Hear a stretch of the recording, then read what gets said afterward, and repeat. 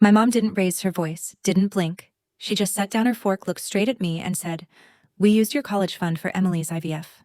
No apology. No shame." Emily gave this soft little smile like it was a joke I was too immature to get.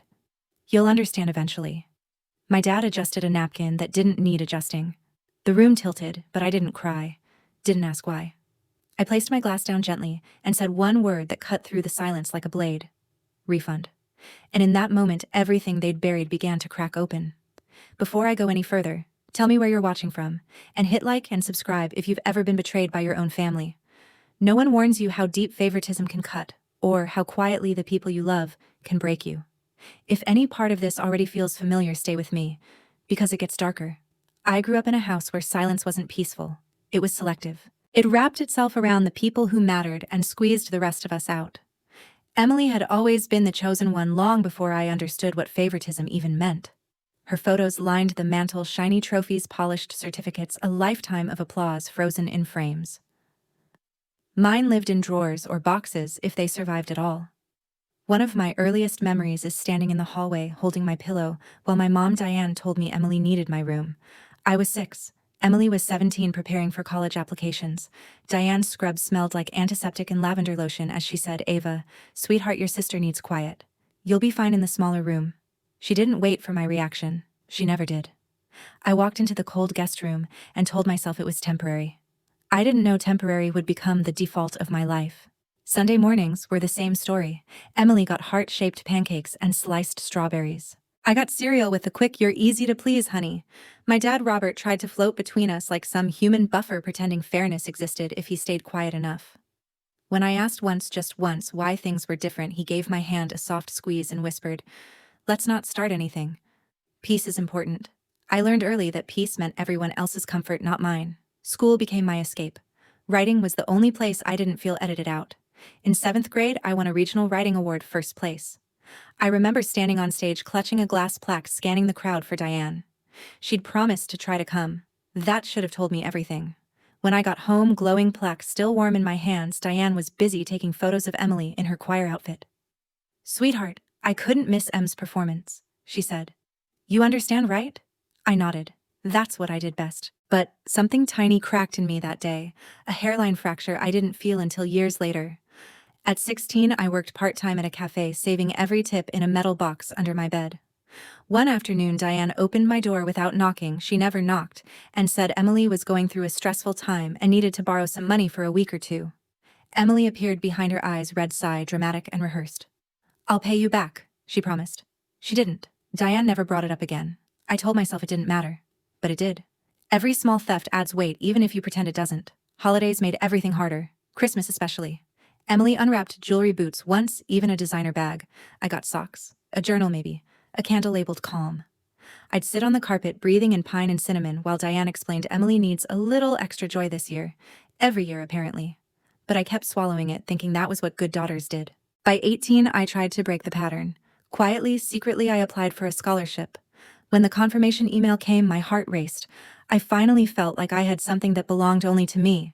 But Diane found the printout in my bag. Her voice dropped to that cold, clipped tone she saved for disapproval. "Ava, Emily is going through a lot. The family needs to stay united. This sends the wrong message." She made me withdraw the application while Emily watched from the hallway, arms crossed, satisfied. Every moment felt isolated back then. I didn't know they were threads of the same story, small stitches pulling me into a role I never agreed to play. By the time I finally moved out at 20, I thought distance would loosen the hold my family had on me. My apartment wasn't much, thin walls, a whining heater, a window that rattled when buses passed, but the silence belonged to me. No Emily sighing dramatically in the next room. No Diane calling my name like I was an inconvenience. Just space. Mine. I kept my documents in a shoebox under my desk, bank statements, pay stubs, loan confirmations, anything important. I never thought of it as suspicion. It was just a habit formed from growing up in a house where things disappeared if you didn't guard them. Later, that habit would become the only reason I learned the truth in time. I worked as an office assistant at a small startup downtown. The smell of burnt coffee and overheated printers lingered in every hallway. Every morning, I walked to the bus stop with a cup of coffee cooling faster than I could drink it, telling myself this job was temporary. I believed that because Diane and Robert had repeated it for years. "We've saved for you. Your college fund is safe. You'll have choices. Those promises kept me moving, even on the days the office felt like a dead end. Meanwhile, Emily lived a life padded with soft landings. She married Ethan while I was still in high school. Their wedding looked like a magazine spread of fairy lights, champagne towers, Diane crying into a napkin like she'd produced royalty. I remember overhearing her tell a relative Emily's, the one who'll save this family. She just has that spark. I didn't know then how literal she meant it. Emily began trying for a baby soon after. Every negative test became a crisis the whole family had to stabilize. Every doctor's appointment was treated like a national emergency. One Thanksgiving, she declared herself emotionally fragile and asked everyone to bring side dishes because cooking overwhelmed her. Diane still pulled me aside and said, "Ava, bring something store-bought. Homemade things make Emily feel inadequate." In our family, Emily's comfort dictated everything. Ethan was the only one who seemed tired of the theatrics.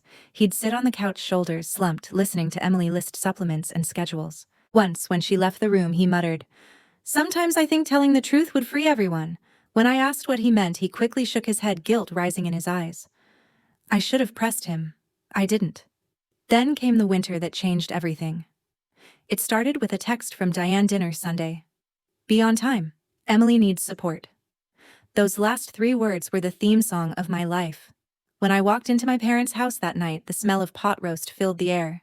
Emily sat on the couch wrapped in a beige sweater, one hand on her stomach like she was modeling grief. Diane hovered close, guarding her. Robert fussed with the table settings, pretending he didn't see me. Looking back now, the clues were everywhere. Diane's sudden insistence that I drop off my old tax forms so she could check something. Robert asking for my social security card again. Emily making those pointed comments. Some of us don't get the privilege of starting over, Ava. Each moment scraped at me, but I shook it off. Families mess up, I kept telling myself. They don't betray you on purpose. I didn't know the truth yet. Those small cracks had been there my whole life. I had just learned not to look down while walking over them. And that Sunday dinner wasn't the beginning of anything. It was simply the moment the ground finally gave way. The night of that winter dinner felt staged, like everyone had rehearsed their positions before I walked in. Diane moved around the kitchen with clipped precision, plating food, like she was prepping for inspection.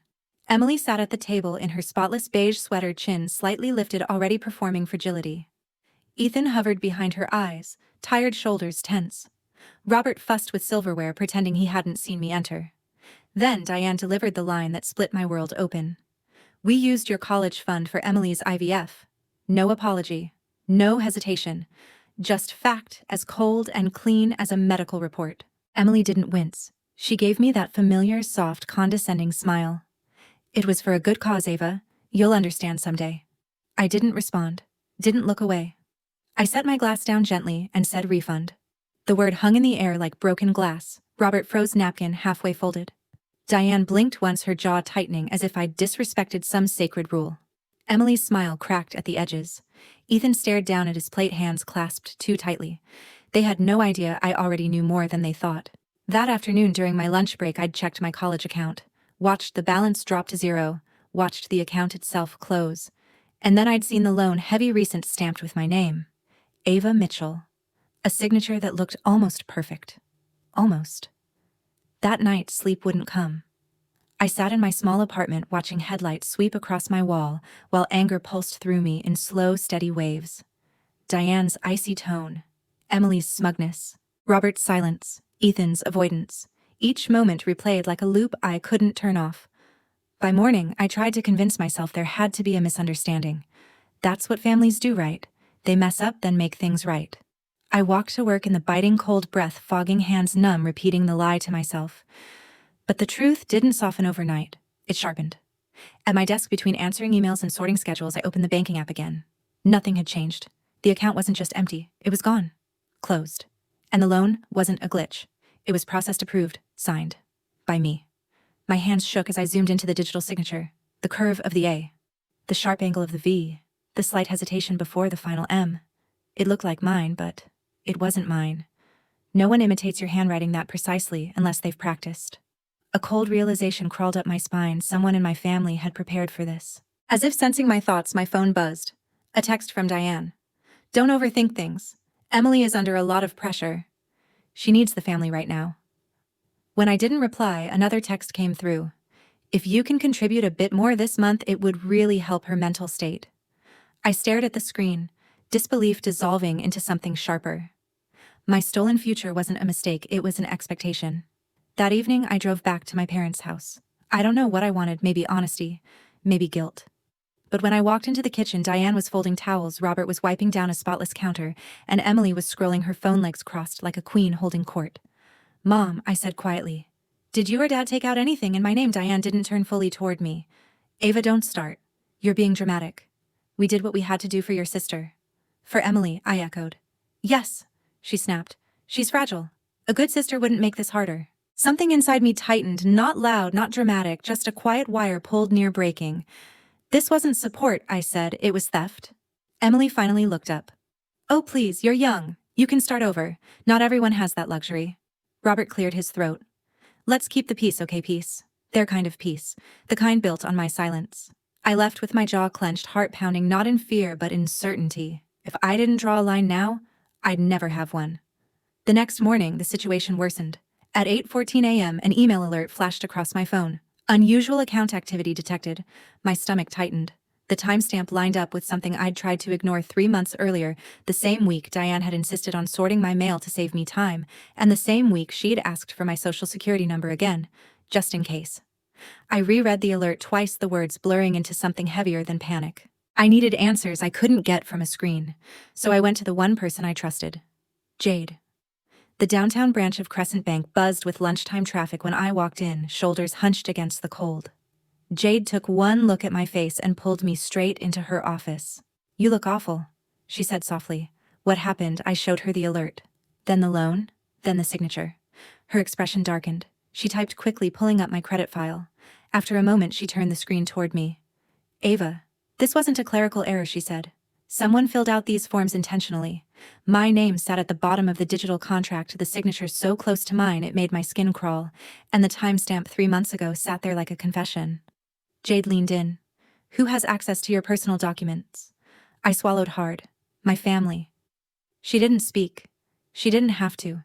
The walk back outside felt colder than it should have. The wind bit through my coat, but my mind was too loud to feel it. Someone hadn't just taken my money, they'd impersonated me. Deliberately. Carefully. Quietly. I drove to my parents' house again, but this time I didn't go inside. Instead, I walked around to the freestanding garage, the place where Robert kept old tools, and Diane hid boxes of family paperwork. The door creaked open with a metallic groan. Inside smelled like dust and rusted metal, familiar, suffocating. I searched through drawers I wasn't supposed to open, tax folders, insurance documents, medical files, until I found an unmarked manila envelope, overstuffed and slightly torn. Inside, my breath stopped. Photocopies of my driver's license, a sheet with my social security number, and pages, multiple pages filled with attempts at my signature, some shaky, some practiced, some perfect. Someone had rehearsed being me. My hands trembled. The cold dug into my bones, but the fear sat lower, deeper. This wasn't a moment of desperation. This was preparation. Footsteps crunched outside. The side door opened, letting in a slice of gray light. Ethan stepped inside, eyes widening when he saw what I was holding. "Ava," he whispered, "you shouldn't be here. Did you know about this?" I held up the signature sheets. His face tightened. He looked away. "Emily said it was just for insurance paperwork." "I didn't think insurance doesn't require forging someone's name," I said sharply. He swallowed, guilt crawling across his face. "There's more she hasn't told anyone. A lot more." My pulse quickened. "What does that mean, Ethan?" He hesitated, then shook his head like he was afraid the walls might hear him. "Just be careful. Your mom and Emily, they've crossed lines I didn't think they would." Before I could ask more, the back door slammed. Ava, Diane's voice carried across the yard. Ethan's face drained of color. "You have to go. Now." I slipped out through the side gate, heart hammering, snow crunching under my boots. I didn't stop walking until I reached my car. My breath fogged the windshield as I gripped the steering wheel, trying to slow the pounding in my chest. That night, I didn't confront anyone. I didn't argue or demand explanations. I walked to the cafe near my apartment, a place whose flickering lights and burnt coffee smell made anonymity feel safe, and laid the documents across the table. My ID copies, my stolen numbers, my forged handwriting, my future twisted into someone else's plan. And for the first time in my life, I didn't feel confused. I felt certain. This wasn't a family mistake, or a misunderstanding, or a sacrifice made for Emily. This was a system, a strategy, a decision built step by step, month by month, lie by lie. If they could erase my future that easily, I needed to be just as deliberate in taking it back. And that decision led me straight to the one place they would never expect me to fight them. The clinic. The sky was a washed-out gray the day of the clinic meeting, one of those winter afternoons where everything feels suspended, like even the air is holding its breath. I parked outside the fertility center and let the heater hum against my hands until my heartbeat steadied. I wasn't calm. I was focused. There's a difference. One by one, my family arrived. Emily stepped out first, wrapped in another beige coat, chin lifted as if she were walking into a place where she expected praise. Ethan walked behind her shoulders, small gaze fixed on the ground. Diane and Robert came last. Diane stiff and irritated, Robert quiet, hands shoved deep into his pockets. No one greeted me. A receptionist led us into a small consultation room, white walls, soft lamp, round table. Too peaceful for the truth sitting between us. I took a seat facing the door. Emily sat across from me, arms tucked tightly like she was preparing for accusations she thought she could swat away. Diane hovered beside her like a shield. Robert sat beside Emily, eyes down. Ethan slipped into the final chair, barely looking up. Emily exhaled sharply. I still don't get why we're here. If this is another guilt trip? It isn't, I said calmly. I just want clarity. Before anything else could be said, the door opened. Dr. Naomi Patel walked in, calm, steady, the kind of presence that makes a room straighten itself. She sat, folded her hands, and looked at each of us with quiet authority. Thank you for coming, she said. I understand there's confusion about the treatment plan and financial decisions. Emily jumped in quickly, a rehearsed sweetness coating her voice. Yes, my family doesn't understand the situation. I told them the clinic could explain. Dr. Patel nodded once. Then let's start with the facts. She turned slightly toward Emily. When you first came to us, Emily, we ran a full panel of fertility tests. Your results were completely normal. Silence dropped like a stone. Emily blinked. I don't know what you're talking about. Diane's brows pulled together. Doctor, that can't be right. Dr. Patel's tone stayed gentle but immovable. Emily's ovarian reserve hormone levels and imaging were healthy. We discussed this at your first visit. Emily jolted upright. You're violating my privacy. No, Dr. Patel replied, voice cutting cleanly. I am repeating the information you acknowledged in front of your husband. Everyone's gaze snapped to Ethan. His jaw clenched, eyes closing briefly before he spoke. She didn't want anyone to know. She said people would blame her. Dr. Patel continued. The infertility challenges you've faced are linked to Ethan's results, not yours. Diane's mouth opened, but no sound came out. Robert sat back as if something inside him collapsed. I leaned forward, my voice low but steady. So the college fund wasn't used to help Emily with an illness. It was used to protect her image. Emily's face twisted. You don't understand anything. I opened my folder and spread the documents across the table. Loan statements, ID copies, the forged signature they thought I'd never find. I'm not here to argue, I said. I'm here to hand back everything I never agreed to carry. Diane shook her head, anger pushing into her voice. We were trying to help your sister, and in the process I said you erased me. The room held its breath. I stood gathering my coat, my heartbeat measured and cold. Starting today, anything tied to my name is handled legally, and whatever financial responsibility you created, it goes to the person you did it for. Emily scoffed. So now you think you're better than us? I looked straight at her. No. I finally think I'm enough. No one said a word as I opened the door. Thank you for your time, doctor. And when I stepped into the cold hallway, something inside me shifted. Clean, sharp,